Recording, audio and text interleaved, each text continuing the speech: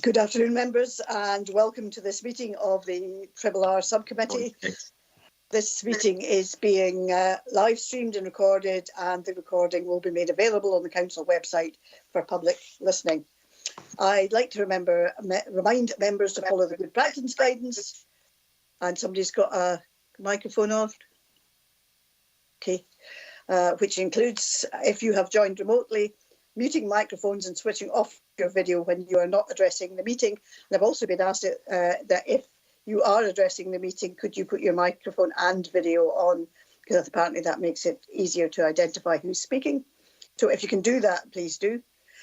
Should you wish to contribute to any item, you should write speak in the Teams chat function and you will be invited to speak in order. It would also be helpful if members in the hall could use the chat function on Teams on their phones to do the same, but don't turn on the audio if you do that. Please ensure that for complete transparency, there is no material posted in the chat function, which is in fact a contribution to the debate and should therefore be shared in discussion. The usual standing orders apply, including that any votes will be undertaken by roll call. If any online member has to leave the meeting for any reason, please either leave the Teams meeting for that period of time or write leave in the Teams chat function and then join when you rejoin the meeting. And this will allow us to record member presence and ensure that the meeting is quorate at all times. Nick, can you provide the sederunt and any apologies, please?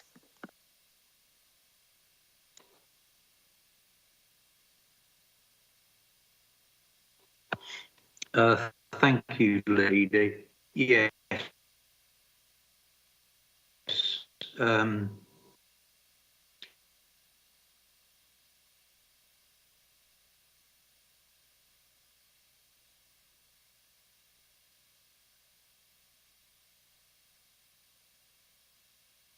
We've lost you there, Nick.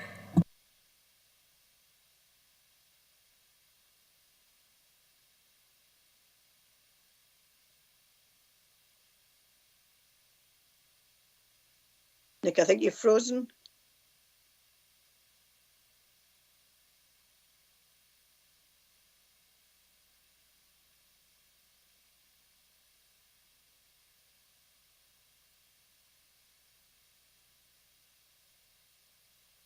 Well, in Nick's absence, it looks as if we have Councillor Ferguson, Councillor Thompson, Councillor Wilson, Councillor Johnson and myself online, and Councillor Davidson all online, and Councillor Hislop. Sorry, start that again. Councillor Ferguson, Thompson, Wilson, Johnson, Davidson and Hislop are all remote. And I think Councillor Scobie is attending in the hall.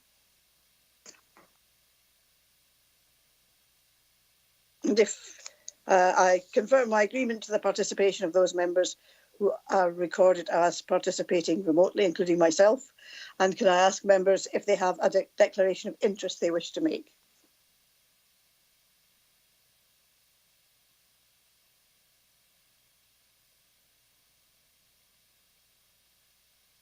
I see Councillor Wilson has a point of order.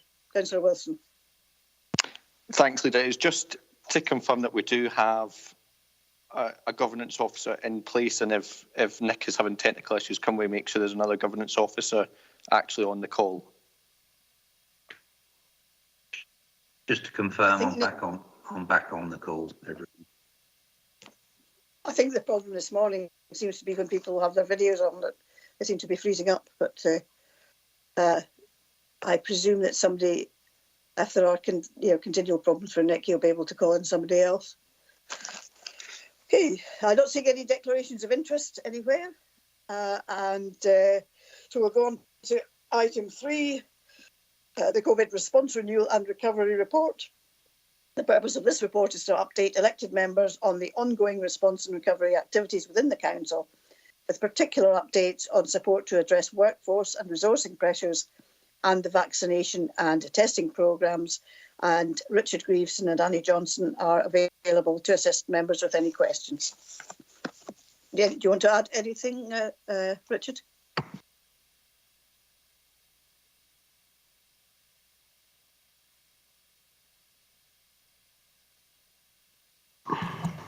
Councillor Scobie to speak. Thank you, Leader. Apologies, it's a little slow, but yes, just a couple of updates, if that's okay. There are some areas, obviously, that have moved forward, and I have some additional information to present to members since the reports were written. As members are aware, and as requested at the last subcommittee, there was additional information presented in the report in regard to workforce, and particularly the prioritised posts that had been identified by the senior leadership team for the fast-track recruitment process. Both Annie and I can provide a little bit more detail today verbally in terms of the success of those events and the numbers of indeed conditional offers we've been able to present in each area of the business.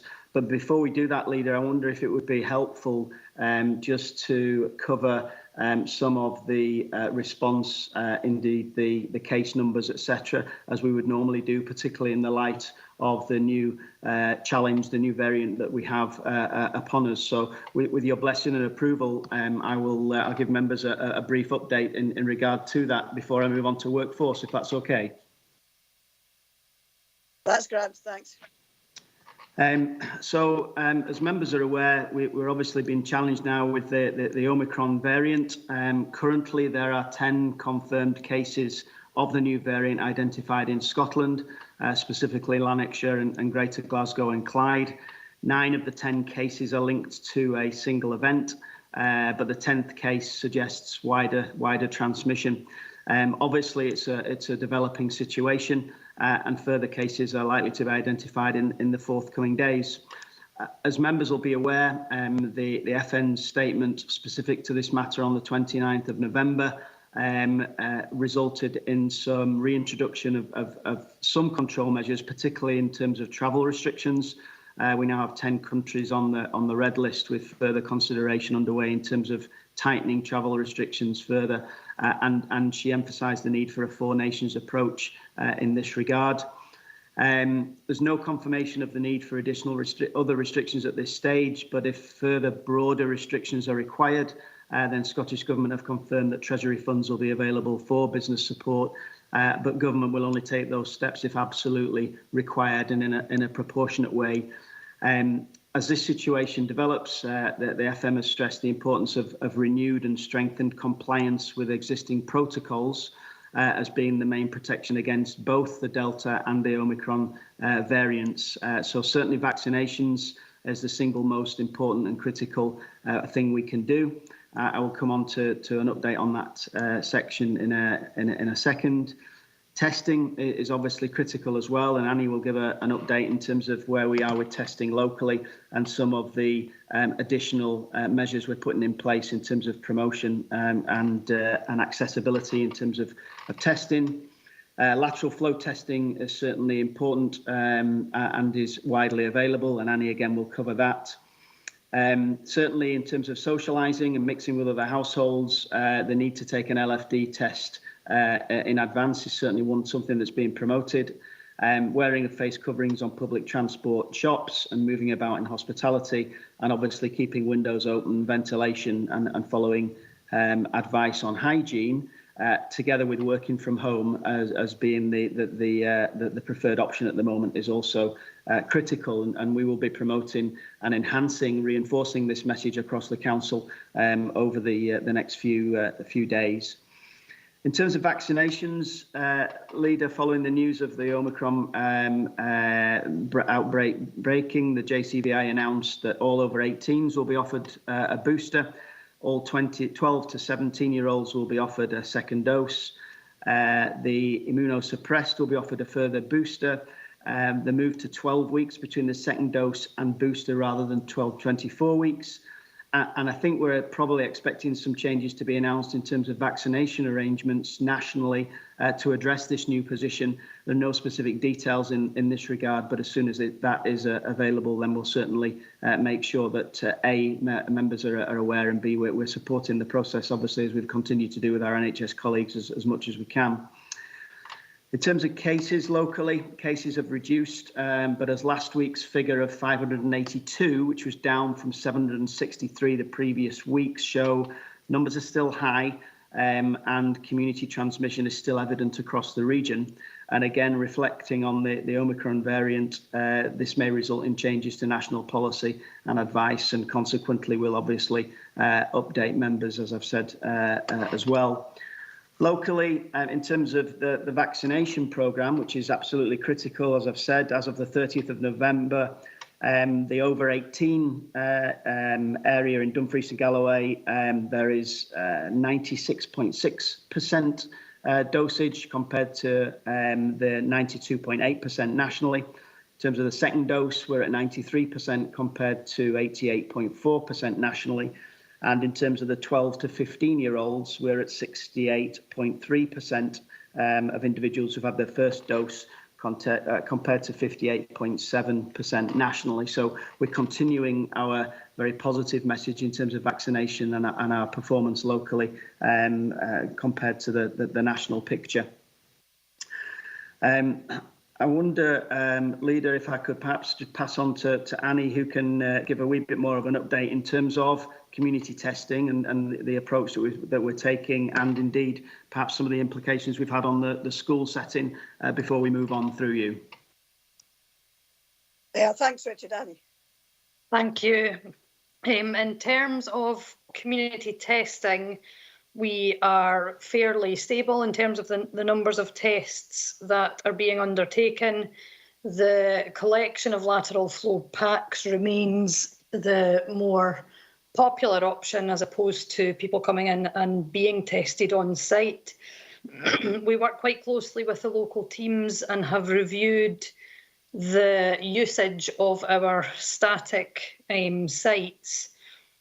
And in some cases where the sites have not been so busy, we've replaced that static offer with a mobile offer getting out into the community. So each of our teams have a minibus, and they're able to take packs of kits out into our communities. So, for example, in Upper Nithsdale, we have reduced the amount of time that we are in Hillview Leisure Centre and are taking packs out into Pen Punt, up to Wanlock Head, and to some of the more rural communities out there, which is allowing us to distribute the tests much more widely. We know that people are more likely to pick up testing and to participate in it where it's available at a place and time that's convenient to them. We continue to work with local supermarkets to make provision available and generally in their car parks, again, of community collect packs. We're gearing up for the festive season, working with ward officers to put provision in place in local festive events. So where we've got Christmas markets or Christmas light switch-ons, we're making sure that we've got testing available there. We've been at Gretna Gateway Outlet Village. We had a stall in there, and we're working with them to build on that provision during the Christmas period. We will be promoting the community testing message over the coming weeks, running through the festive period into January using local radio and local press, and adding on to that testing message the mitigations that Richard just talked about. So reminding people to wash their hands and to ventilate buildings where they're coming together, etc. We've also got community safety officers taking packs of kits into local hospitality venues. So we're really trying to make sure that we've got testing as accessible as possible to all of our communities.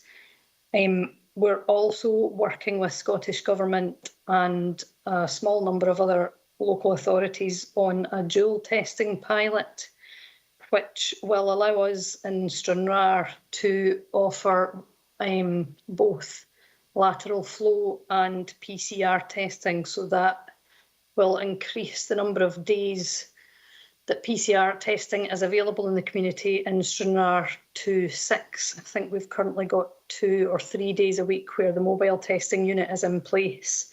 This will allow PCR testing at the Ryan Centre. It will be outdoors using the mobile trailer that we have, so that we're keeping symptomatic and asymptomatic people separate. But that should be launching mid-December. It's a soft launch mid-December to see how that pilot works.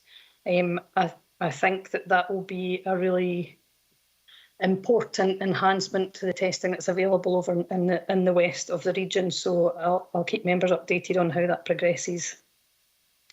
In terms of education, we have seen, as we did post-summer, a rise in the number of cases after the holiday period. It's primarily been primary school aged pupils that we've been seeing cases in. We have a monitoring, a watching brief with schools, so we don't necessarily take action if there are 1 or 2 cases in a classroom. However, if we reach a threshold of around 20% of a class and we are seeing general levels of illness within that classroom, then we will talk to public health. We have incident management team meetings 3 times weekly, so we're able to react quickly if needs be. We're trying very much to balance the need to isolate against continuity of education, and so when we reach that threshold, we'll discuss that with public health, and we may ask a classroom or a school, depending on numbers and spread across the board, to go home and isolate until they have a negative PCR. I can't think of an instance where that's taken more than 1 day, so the impact is minimal. We're getting a lot of positive feedback from head teachers in terms of how that process is working. We meet weekly with public health to make sure that the process remains good, and we tweak things as and when necessary.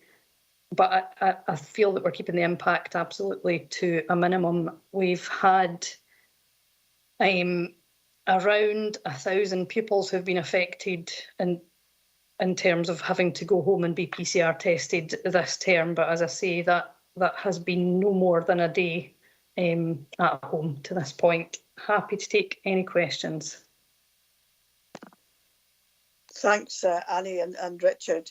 Just before we progress, just to mention that Councillor Maitland's also on the call, because I didn't see her, or possibly she wasn't on the call when we were talking about who was here. And also, in answer to the point of order from Councillor Wilson, Claire Rogerson is also on the call, as well as Nick Evans. So if one of the governance officers gets kicked off by the IT, there will still be somebody present. So can I ask for indications of who would like to speak? And I've got Councillor Scobie wanting to ask a question. Thank you. Thank you, Chair, and for the report, the update from both Annie and Richard. Very helpful. I want to concentrate my issues on the employment, and again, I would applaud Richard and commend him and his team for the efforts that they're putting in to recruit. And I witnessed for myself the one in Stranraer that was exceptionally busy in the library. So if that's the same throughout the region, I'm sure it will pay benefit for us. But just on that point, and I note in 3.10, 3.10, that there was 19 recruited were successful as receiving a conditional offer of employment. I'm just wondering, I'm looking here where those were, because I'm looking at this, and from information from the Director of Clinical Services, he was talking about there being 3,500 of unmet hours for care in the community, or care in general. And when you break that down on a full-time equivalent, that would be 100. And again, that's a figure that has been quoted by the Chief Executive of NHS. So while 19, if that is in the care sector, is a figure going towards it, it still falls well short of what we require for the care sector or care workers. and care workers are crucial from a meeting I attended with Julie White, where that at least mitigates against people going into hospital. But if we're not getting the care workers out to these people at home, then there's a high probability they will end up in hospital. So my question is, how many vacancies do we have in the care sector, as care workers? And does this come any near to the 3,500 unmet hours that are needed in Dumfries and Galloway? Once I get that question answered, I'll then come back, Chair, if that's okay. I'm not sure if there's anybody on the call who can actually answer that question. I'll hand over to Richard anyway. Yeah, thank you, Leader. Thank you, Councillor Scobie. It's a real complex landscape. There are obviously a number of ways and means in which both the internal CAST team and the private and independent third sector colleagues operate in terms of number of contracted hours and different hours being available. What I would say, Councillor Scobie, is that clearly the events have generated significant interest in this area of work, and that's a real positive. In terms of the approach that we're taking, we are engaging with both the third and independent sectors in terms of the provision of service, because what we want to do here is to introduce a new workforce resource into the sector. What I can say is that in terms of the council's internal care and support services, there was a total of 340 hours vacant, which is equated to approximately 14 staff, because most of the common contracts that are delivered are around 25 hours a week. The recruitment campaign, alongside the existing advertising, has now resulted in 103 applicants. And from that, the CAST team have completed and appointed the first 10, with a further 22 that are in the system right now. So this will give us a total of around 784 hours of additionality across the piece. And what we're also doing now is engaging with our colleagues in the third and independent sectors around the expressions of interest we've received from individuals, so that they too can benefit in terms of individuals being signposted and promoted to work in this sector. So whilst I'm trying not to fudge the response, Councillor Scobie, I don't know the exact answer to the question that you've posed, but I think what I'm trying to do is paint a picture that by working together, we are promoting opportunities, and we're seeing a great level of interest in this sector, and B, we're actually starting to see people being employed in order that we can start to address that significant gap that you've raised, and as that progresses and develops, I'll be very happy to keep members involved and updated in terms of the information across the region.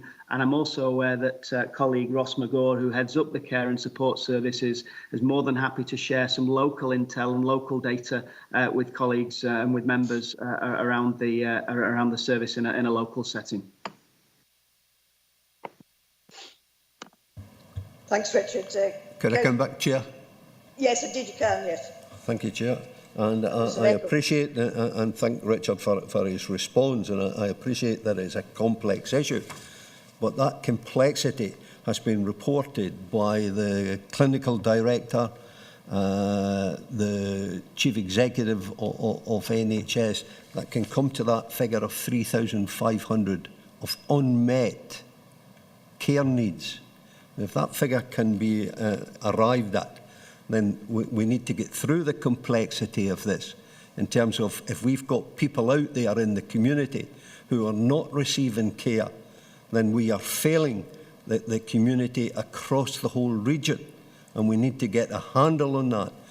In doing so, hence why I said if I could come back, Chair, if there is, and it's been reported by good authority that there is this 3,500 of unmet needs.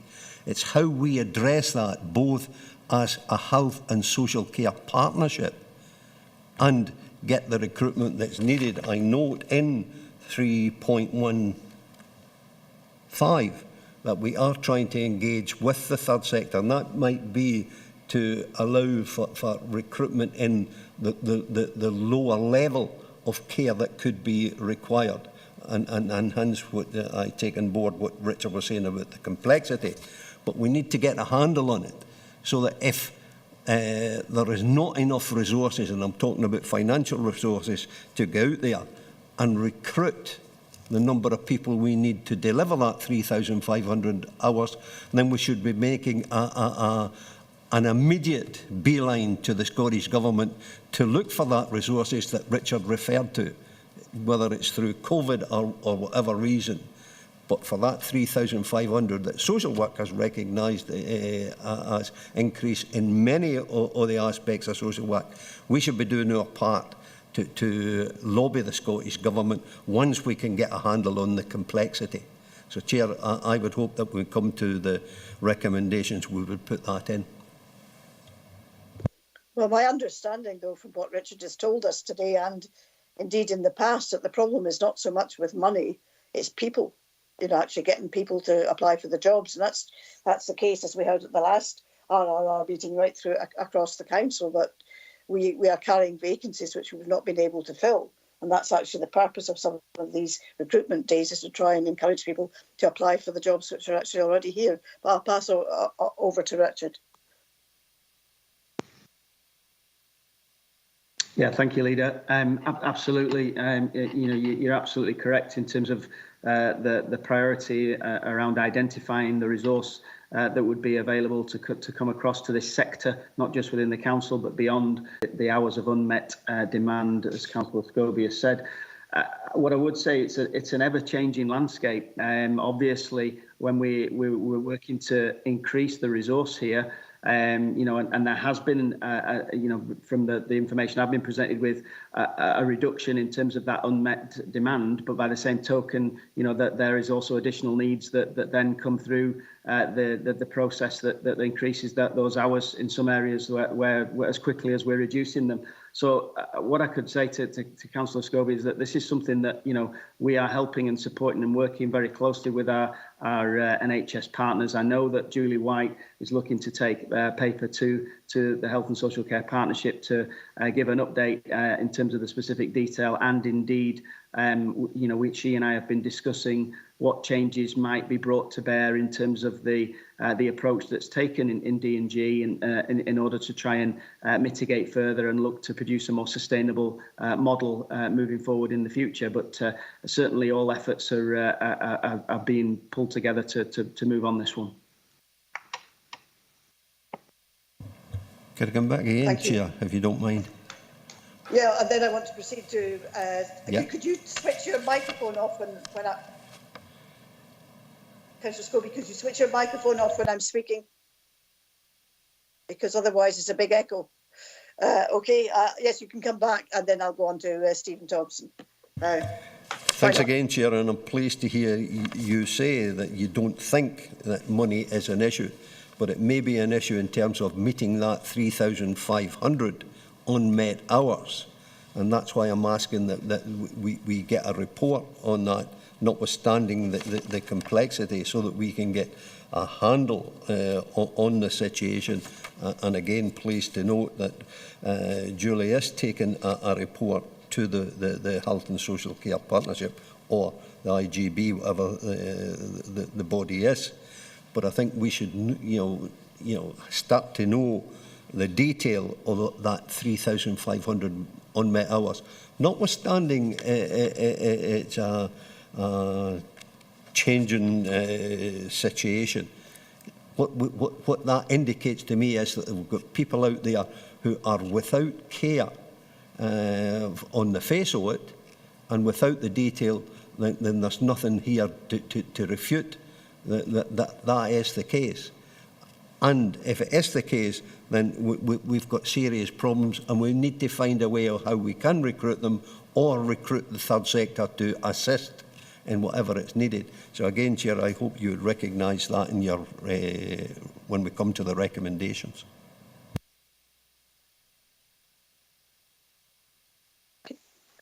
I don't think there was a question to answer there. I'll bring in Councillor Thompson. Thank you, Chair. It's on a similar issue, I suppose, just to do with being unable to recruit even though we have the budget. This relates more to education. I think in one of the sections, maybe 4.1.3, and earlier in the paper it talks about the 5.6 staff absence average figure. Now, obviously, this might vary in sort of pockets across the region. With specific high schools, for example, reporting maybe much higher figures of staff off at any given time, whether that's through isolation or illness or whatever it may be. But there is the sort of secondary issue where head teachers are unable to recruit additional staff, again, not because of the lack of the budget, but just simply because there aren't teachers available, perhaps maybe to do with subjects, specific subjects that need taught, for example. So what actions are we taking as a council to combat the lack of teachers due to these situations, especially those in relation to certain subjects? Obviously, COVID has exacerbated this. And how are we sort of communicating the challenges of staffing within schools with, for example, local ward members or parent bodies attached to those schools, so they've got a kind of clearer, so they can manage expectations, get a clearer sense of the problems facing them. And can we utilise Teams or online learning? I'm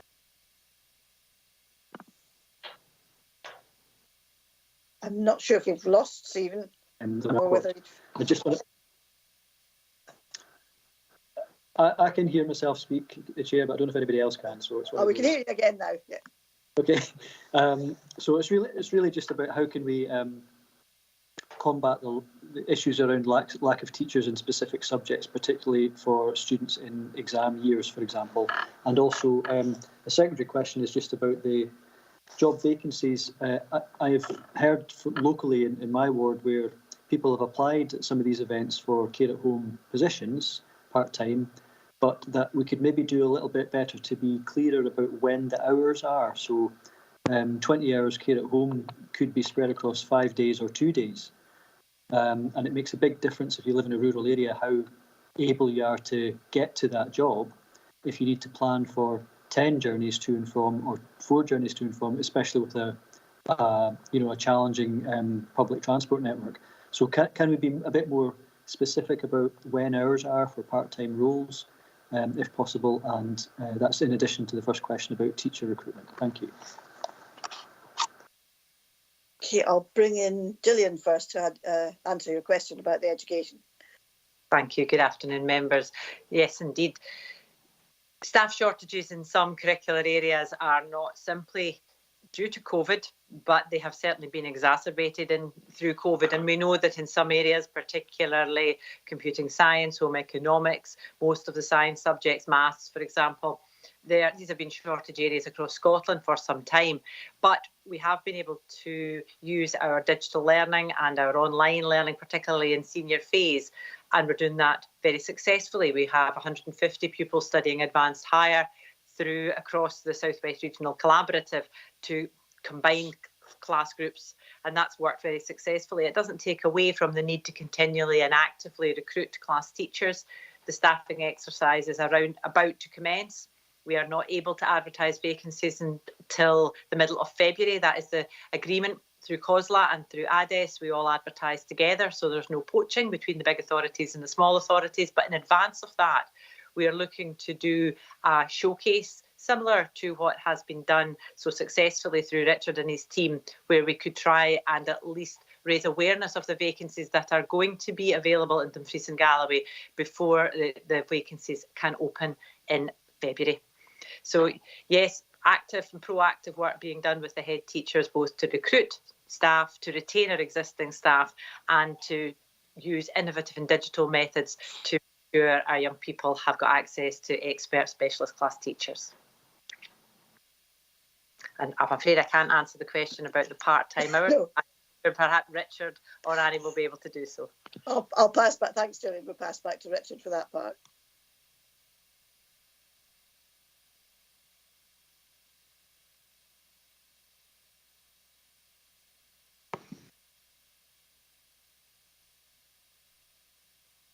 I think you're on mute.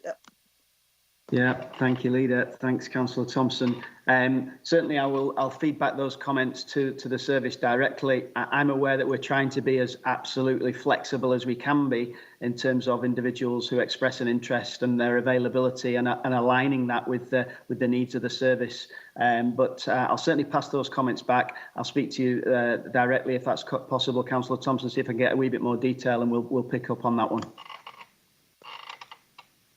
Grateful to you. Thanks, Richard and Jane. Thanks, Stephen. Did you want back on any of those points? Or? No, it's helped get a clearer understanding. I think that's fair enough, particularly about the education and advertising of posts. Thank you.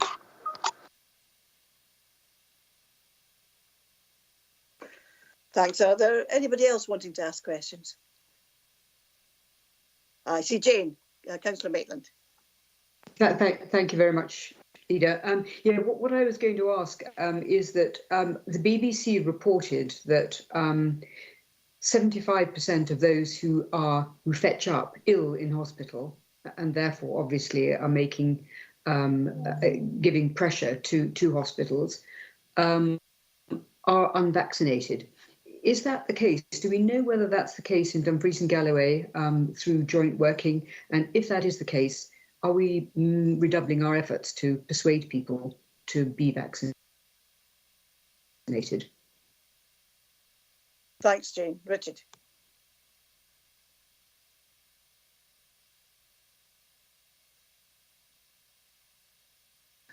Thank you, Leader. Thank you, Councillor Maitland. Excellent question, and one I can't answer, I'm afraid, but I will reach out to my colleagues and get that information and let members know. Certainly, if that is the case in Dumfries and Galloway, then a real targeted effort in terms of those individuals that we know that aren't then vaccinated is something that we want to work with NHS colleagues on. So thank you for raising that. I'll pick it up with colleagues and keep members posted.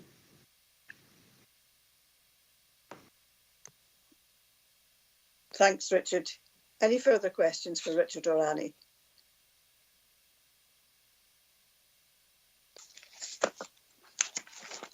If not, we can go on to the fourth item on the agenda, which is on refocusing our recovery. This report provides members with a summary of progress to date on recovery. And so, who's that? Sorry, I haven't got to the, yeah. Sorry, Chair, are we still on agenda item 4?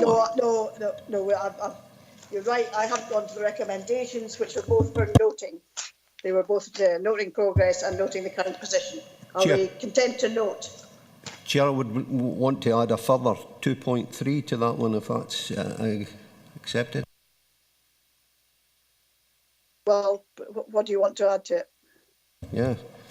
We get a report, or we seek a report on the full detail on the 3,500 hours of unmet care needs, and also for that report to give us some indication as to how many people could be affected and not receiving the home care that they do need. I'm not sure that is an issue for this committee. To be honest, Chair, I would have thought that was an issue. It's before us today by way of a report. Well, I seek advice on that. I would have thought that was a matter for the Social Work Committee, to be honest, and the IJB, not for RRR. Can I seek advice from governance on that, please?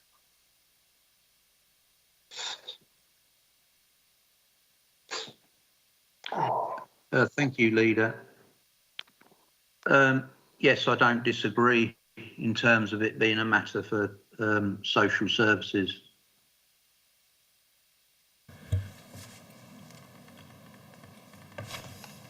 Unfortunately, the Chair, could you please switch off your mic, please, Councillor Scrobie?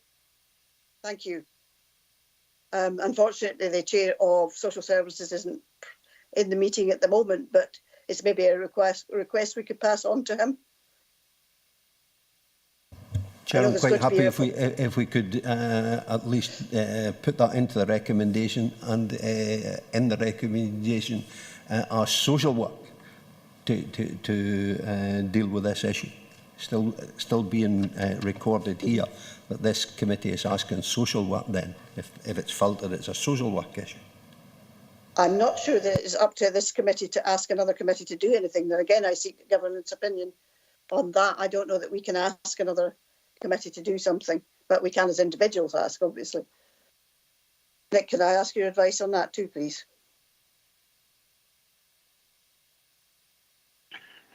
Thank you, Leader.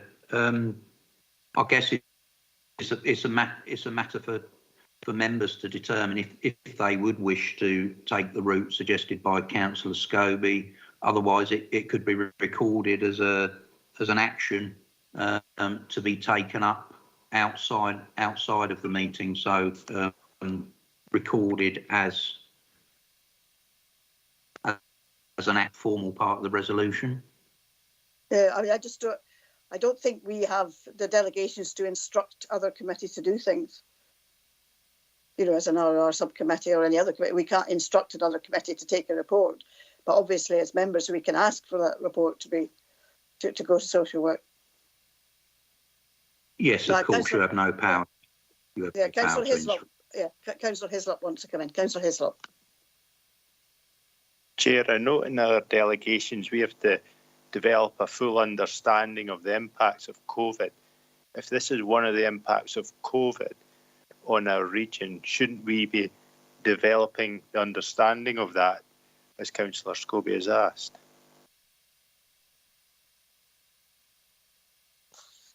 I don't think it's just a result of COVID, though, is it? This is a problem which was there before COVID, in fact. This is not just as a result of COVID. This is a much more general and widespread problem in the region. It's been reported at the IJB previously. So I don't think it's just... I'll bring Richard in. I think we're straying out with the delegations to this committee. But I'll bring Richard in. Thank you, Leader. In an attempt to help and support members, I'd be more than happy to take this up as Nick suggested, as an action on me to engage with both Julie White and Lillian and take a report to the appropriate committee. Thanks, Richard. Councillor Scobie would be happy with Richard doing that. Happy for both, Chair, to be noted in this meeting and for Richard to take it as an action point. Happy for both, Chair. And I think that Councillor Ivor Hislop makes an important point. Yeah, but the point I am making is it is not just as a result of COVID. COVID's obviously had an impact, but we had a significant problem, as has been reported to the IJB before COVID was even thought of. There has been a long-standing problem with the lack of carers and recruitment into the care sector. So that's my point. It's not just about COVID. I would hope, Chair, we are a can-do rather than what we can't do committee. I don't know what that comment is supposed to mean, Councillor Scobie. But, well, if we can do it, notwithstanding, if we can, COVID has had an impact. If this problem was there before COVID, maybe we should have been tackling it then and getting reports on it. But now that we have COVID, and if COVID has had an effect or an impact on this, then that's the point that Councillor Hislop is making. And rather than what we can't do, let's see how we can assist the process. I think Richard has offered a sensible way forward. And unless members feel otherwise, I would proceed as Richard has suggested. Do members feel otherwise? Councillor Hislop, are you content with that?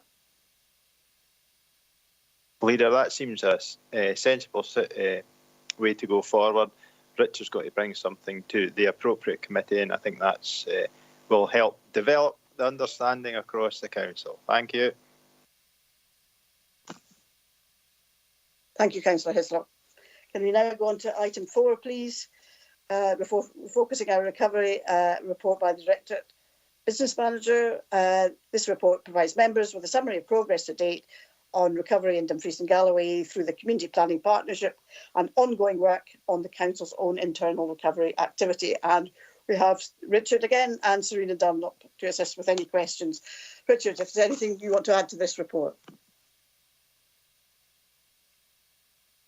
Thank you, Leader. Just to reaffirm that there is quite significant work ongoing in partnership with the Community Planning Process Board and Executive Group, and also internally to the Council, where we've established the COVID Recovery Group that's feeding into the budget development process with some short-term measures and actions in order to support that, but also looking at the medium and longer term and if he likes, shaping and supporting services in looking at redesign in the future. But Serena and I would be happy to take any questions through you, Leader. Thank you. So can I invite members' questions, please?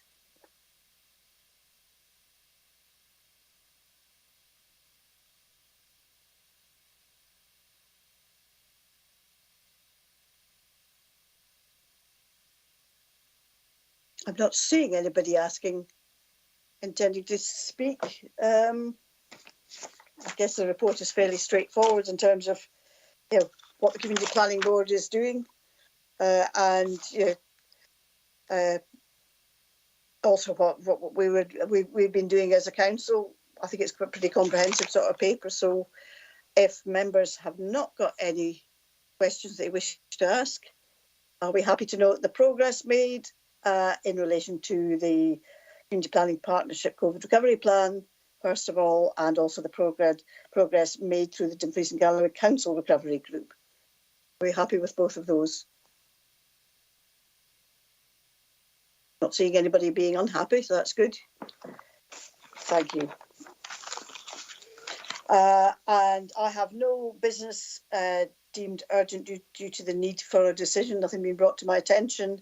So that therefore concludes our business today, and I thank you for your contributions. Thank the staff too, for our officers for attending as well, and members. Cheers.